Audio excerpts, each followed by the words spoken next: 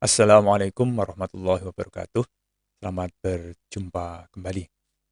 Kali ini kita akan melanjutkan pembahasan mengenai karya ilmiah.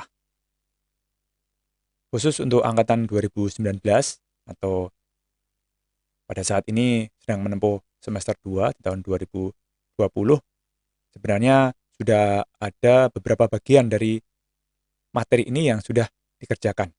Tinggal pada bagian presentasinya saja. Tapi tidak ada salahnya jika pembahasan mengenai karya ilmiah ini akan kita mulai dari awal. Apa itu karya ilmiah? Karya ilmiah adalah tulisan yang merupakan ekspresi hasil penelitian, pengabdian masyarakat, dan sebagainya yang ditulis dengan kaidah-kaidah akademik dan ditujukan untuk diseminasi hasil karya tersebut. Itu ada kata-kata diseminasi.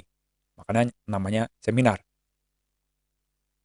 Oke, jadi tujuannya adalah untuk mempublikasikan, mengumumkan, atau membuat sesuatu yang tadinya hanya bersifat khusus atau tertentu sehingga menjadi umum. Tadinya hanya diketahui oleh lingkup tertentu sehingga menjadi lebih luas lagi.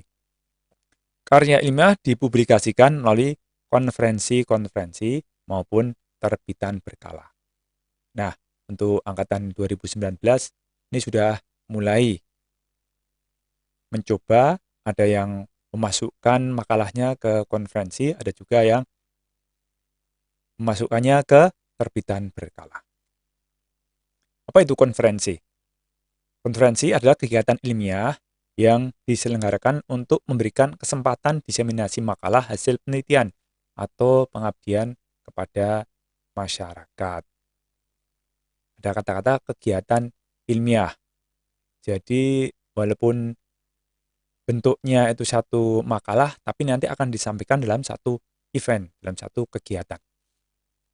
Ini diawali dengan proses untuk mengundang para peneliti. Ini dilakukan oleh panitia yang menyelenggarakan kegiatan konferensi tersebut. Entah itu konferensi yang lingkupnya nasional atau itu yang lingkupnya internasional. Tapi walaupun begitu, istilah yang populer yang digunakan untuk kegiatan mengundang ini, walaupun berbahasa Indonesia, tetap populernya disebut dengan call for paper. Call for paper. Jadi diundang untuk menulis makalah. Kemudian makalah akan dinilai atau istilahnya direview oleh tim yang sudah dipercaya oleh panitia konferensi tersebut. Nah, dari situ akan terseleksi mana yang layak untuk diterbitkan, mana yang tidak. Pengertian kelayakan di sini belum tentu dalam arti bobot dan tidaknya makalah itu. Bisa jadi layak tidaknya berdasarkan karakter dari konferensi yang dilakukan. Tentu saja kalau kita ambil contoh ekstrim, ada seminar yang lingkupnya adalah pertanian, tetapi di situ malah ada makalah yang bersifat keagamaan misalnya. Memang petani-petani harus jujur. Nah, di situ disampaikan mengenai kejujuran misalnya. Ini tidak cocok untuk disampaikan di konferensi yang lingkupnya di pertanian dan sebagainya. Jadi belum tentu makalah yang ditolak itu karena kurang berbobot, tapi bisa jadi karena memang tidak sesuai dengan karakter konferensinya. Oke, setelah dinyatakan lolos, itu biasanya makalah masih harus direvisi. Entah itu dari sisi tata tulisnya, ataupun dari sisi kontennya, biar lebih sempurna. Baru setelah itu ada kegiatan puncaknya yang berupa presentasi dari para pemakalah.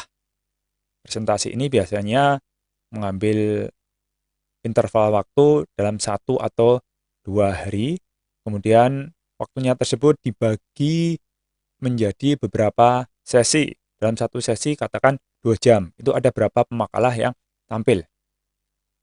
Bisa jadi satu pemakalah hanya dapat bagian 30 menit. Itu sudah termasuk sesi tanya jawab. Kalau 30 menit biasanya pembicara itu hanya diberi kesempatan 20 menit. 10 menit untuk pertanyaan. Nah, di awal kegiatan seminar ini biasanya ada pembicara utama atau keynote speaker biasanya disebut seperti itu. Baru pembicara utama setelah selesai menyampaikan apa yang menjadi gagasannya sesuai dengan tema konferensi itu, maka peserta akan dibagi-bagi menjadi sidang-sidang paralel. Jadi awalnya kalau pembicara utama semua peserta ikut, tetapi sudah dibagi-bagi, ini juga dalam rangka menghemat waktu dan tempat, biar semua peserta bisa menyampaikan gagasannya, hasil penelitiannya dalam waktu yang ditentukan. Sebenarnya bisa saja semua disampaikan menjadi satu forum, di dalam satu forum dengan pembicara utama, tapi nanti akan memakan waktu yang banyak, waktu yang lama. Nah, karena itu, biar efektif, biasanya dibagi-bagi menjadi beberapa sidang paralel. Nah, sebagai dokumentasi dari seminar ini, biasanya akan diterbitkan satu buku yang disebut dengan buku proceeding. Oke, lanjut. Sekarang berkala ilmiah. Berkala ilmiah ini berbeda dengan konferensi. Kalau di konferensi itu harus disampaikan makalahnya, tetapi kalau dalam jurnal ilmiah, makalah yang sudah diseleksi dan kemudian layak untuk lolos, diterbitkan saja dalam bentuk buku, dalam bentuk jurnal. Ini jurnalnya juga bisa bersifat nasional maupun internasional. Bahkan kalau di lingkup jurnal itu ada yang terakreditasi dan ada yang tidak. Jadi banyak levelnya. Oke, di sini tidak perlu adanya kegiatan khusus selain yang berhubungan dengan tulis-menulis makalah. Tapi proses seleksinya sama dengan di konferensi. Oke, selanjutnya akan kita bahas materi khusus yang berkaitan dengan presentasi, lebih tepatnya dengan teknik presentasi.